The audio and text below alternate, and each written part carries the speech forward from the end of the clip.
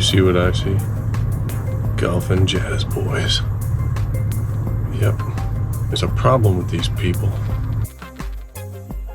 You know that when they're not out there like that guy. I've seen his swing out there. You know when they're not doing that?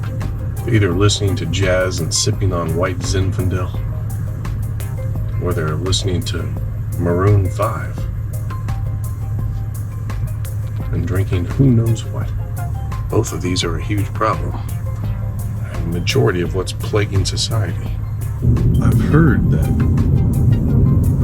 some people play golf, like dignitaries or, big, fancy, important political people. Play golf as a way to discuss things with people where others won't be able to hear what's going on. It makes sense to me, right? You're out in a big old field, swinging your stupid little club around, riding in your stupid fruity little cart. Doesn't even have any cool stuff mounted to it. You know what you should mount to those carts is a push button bottle rocket launcher. They should have golf cart bottle rocket wars. Not little bottle rockets, but sky rockets launching at each other, riding across the golf course.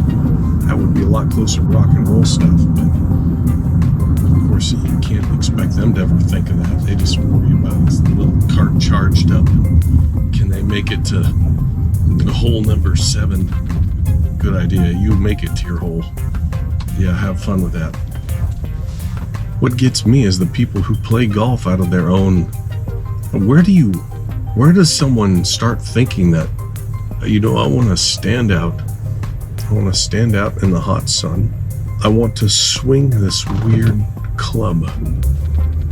And I want to smack this little tiny ball that I could easily pick up and throw in the direction I want it to go. But no, the point of it is to hold this thing and swing it awkwardly and smack that little ball until you get it to the hole. Get that ball to your hole. I know we're close at the time of recording this video. We are very close to the 4th of July, which means fireworks in the US. And I'm trying to decide what these jazz boy golfer Maroon 5 listeners really deserve. Well, they deserve all the firepower that can be delivered, all these skyrockets. But I know if I were to do that, we'd probably be off to jail. And you think I'm going to put that on the internet? You think I'm going to broadcast what I'm doing on it? No, I've made a lot of bad decisions. But that's where they stop. So what can you do to avoid going to jail and still have a good time? I'm thinking maybe something like a Saturn missiles or something. Something that gets attention, But, not firing them directly at golfer, jazz boy, Maroon 5 people. They're weird little carts. Rigging something up. This is what I do when I'm not working on songs. I sit around and I think about how to enact my revenge upon these golf and jazz boys. Have you ever tried hitting a golf ball in the same style as Happy Gilmore? I tried that once. I messed up my back. Oh, what is this? Oh, okay. You have a lot of fiat currency, don't you? And you think you're better than everybody else. There's a big old, golly, it's an 18-wheeler pulling a big old RV thing.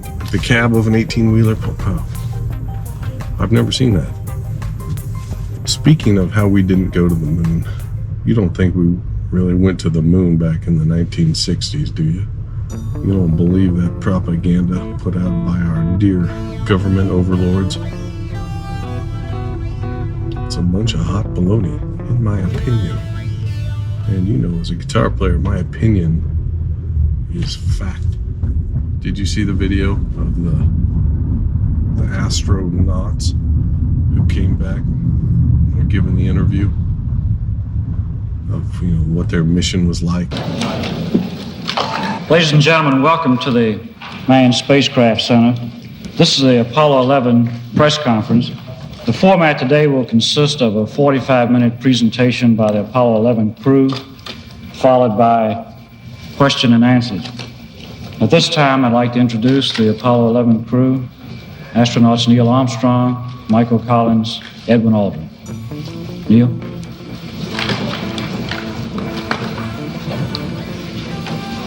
It was our pleasure to have participated in one great adventure.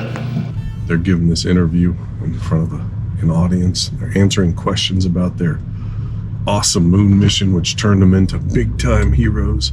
How pumped up would you be if you just pulled off some course of human history altering thing? You just did it.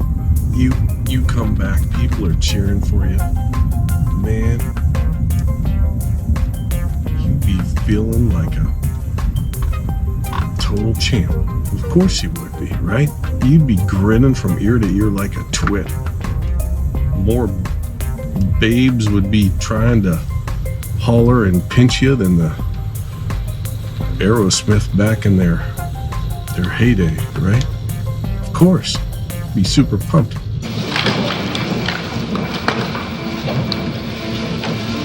It was our pleasure to have participated in one great adventure.